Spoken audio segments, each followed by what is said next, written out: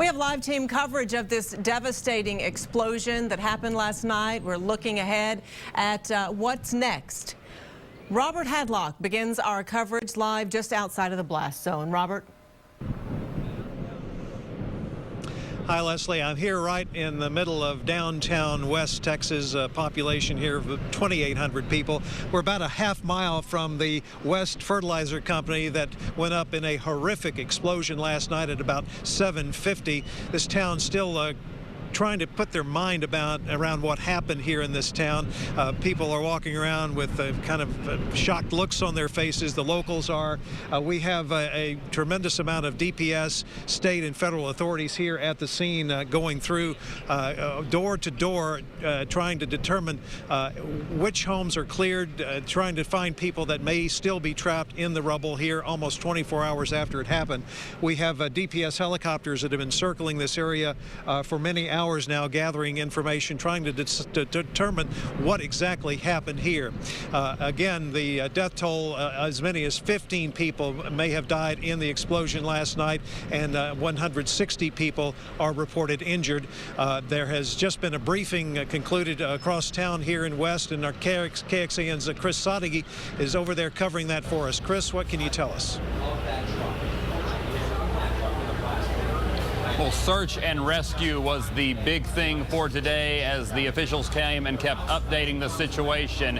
There is a fear that as these search and rescue operations go on, that death toll could rise even higher, although it could be a few days until we find out. The reason why the search and rescue could take a while, we've seen the damage from the video, the fire, the collapsed buildings, the collapsed apartment.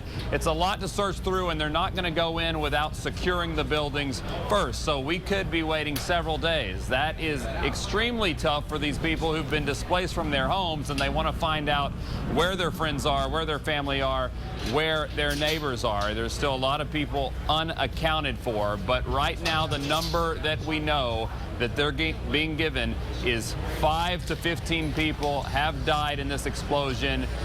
3 or 4 of those are first responders, firefighters. So now they sit back, they wait to return to their homes, they wait to see how high this death toll goes. And then Attorney General Greg Abbott talked about just how devastating this blast truly was. Our support for the families who've been affected by this tragedy, literally in an instant, families have been ripped apart. And the families want to return to their homes, obviously, but right now they just can't because the search and rescue is going on, and that area is not completely safe. There's still environmental agencies checking it out, ATF checking it out, so this could be a 3 or 4 or 5, maybe even longer day wait. That's why they have the shelters set up. But the big thing right now is getting everybody accounted for, and that's what they're doing with those search and rescue missions. We're live in West Texas. Chris Sadeghi, KXAN News.